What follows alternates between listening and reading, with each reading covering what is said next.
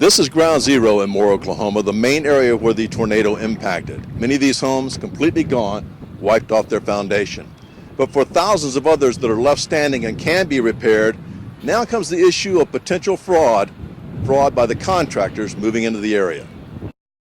That was nearly 3 years ago, just days after the F5 tornado struck the community of Moore, leaving devastation in its path. For those that remained, they had to decide whether to rebuild or move on. And we wanted to come back 3 years later and see how well the community had done in keeping out the unscrupulous contractors.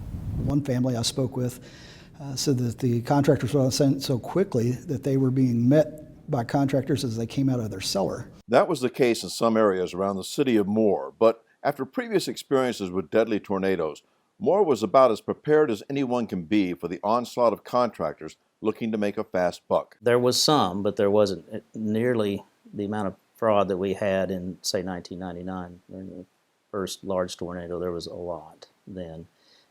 Immediately, you'll start seeing out-of-state tags, contractors coming in, some of them not necessarily legitimate contractors. So this was, got a hold of it very early and made sure that we had those folks identified, and once they knew they were identified, they followed the rules. At the National Tornado Summit held in Oklahoma City this month, Insurance Commissioner John Doak said planning and teamwork among law enforcement, the insurance industry, NICB, and others helped keep roofing and contractor fraud under control. It's much easier, we have found, to fight fraud on the front end rather than the back end. It's a natural for contractors to come through a area that's been devastated with roofing exposures, if you will, and say, I'm going to tarp your roof, I'm going to come in. They walk through the yard, put up a tarp, and then 30 days later the homeowner finds out there's a lien on their home, no work done, no really protocols as far as releases, expectation, costs,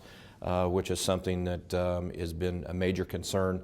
NICB Special Agent Mark Windhold said the planning helped stop many of the out-of-state contractors, but some local contractors are now being investigated for charging for work that wasn't done. They see the insurance industry as a soft target, and they're going to try to take advantage of it. It's a dog-eat-dog world with these contractors out here. They're always trying to do it cheaper than the next guy, and a lot of times that means that they're going to make up their money through a fraudulent insurance claim. Those investigations eventually end up at the Oklahoma Attorney General's office, where the chief of the Consumer Protection Unit is aggressively pursuing cases that continue to arise nearly 3 years later. We are still seeing contractor fraud. We are still getting new complaints where the homeowners realize 3 years later that the work is just never going to get done. These contractors, some of them, and usually at this point in time after a natural disaster, it's local contractors that have set up shop here, or a contractor that might be from a neighboring state that sets up shop here, but has managed to continue to put off the homeowner, to make excuses with the homeowner months at a time, that the work is going to get done, the work wants to get it done, and then finally the homeowner realizes the work is never going to get done. Her office recently extradited one contractor who had fled to Kentucky to avoid prosecution.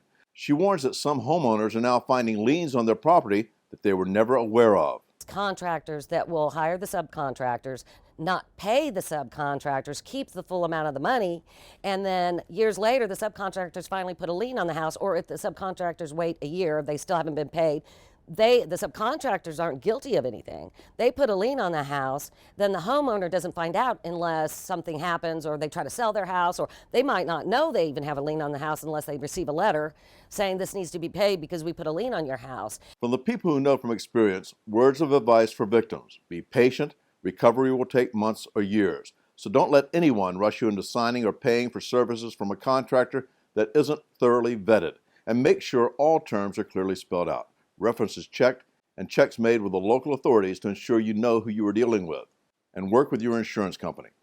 I'm surprised at the lack of complaints against insurance companies, considering the fact that we get so many disasters and it's very stressful, and insurance companies sometimes get a bad rap, but our office really does not see as many complaints as I think the average citizen would believe.